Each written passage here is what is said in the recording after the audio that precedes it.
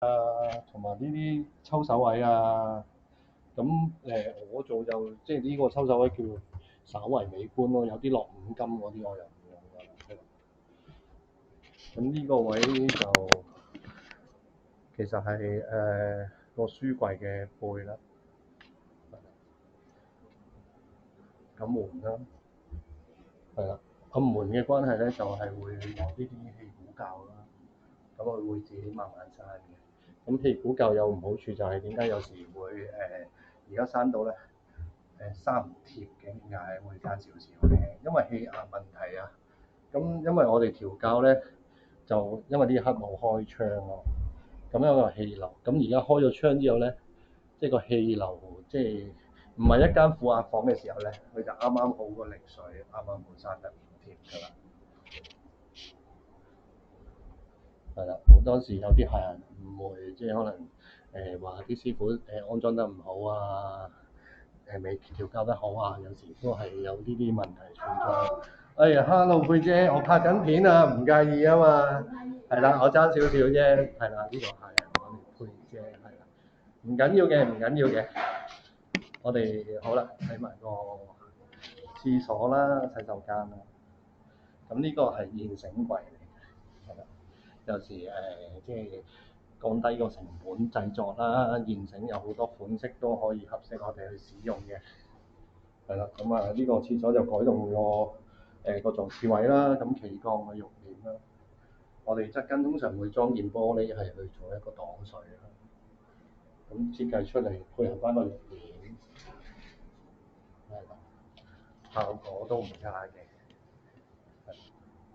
咁瓷磚方面都係我之前都有介紹過啦，如果有睇我影片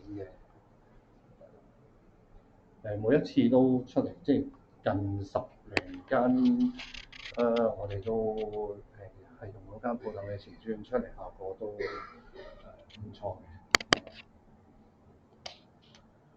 門口儲物櫃啦，睇埋我哋廚房呢邊嘅設計啦，係啦，入門口嘅玄關位，唔好意思啊，阻多你一陣啊，佩姐。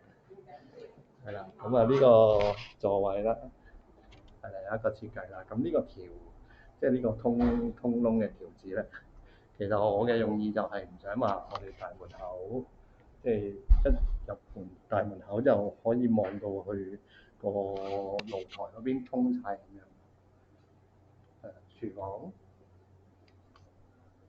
廚房又係啦，低成本啦。咁其實呢個背面咧係冇拆過瓷磚嘅。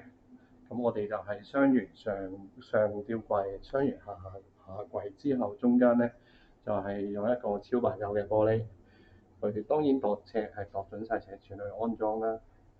咁啊修飾翻舊底嘅瓷磚，咁得出嚟效果就係咁樣啦。所以有時有啲位可以慳到錢，而我哋想要嘅效果咧，都可以考慮呢啲做法。咁呢個就石膏板天花啦，延伸出嚟呢度嘅廳位嘅燈槽，係啦，出嚟效果就好似而家咁樣。咁而家呢個係鞋櫃位咯，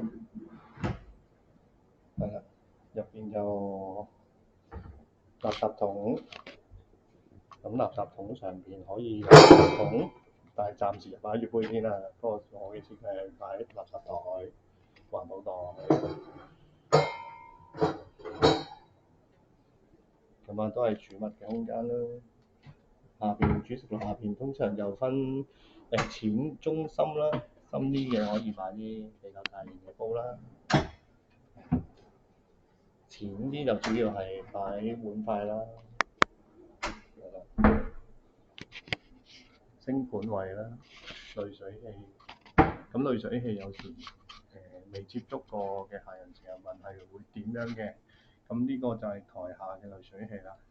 咁台面嘅時候咧，其實就得呢個細龍頭仔咁樣嘅。咁呢個都係 Fancy 用嘅花崗岩石盤，咁我近代都好常用㗎啦。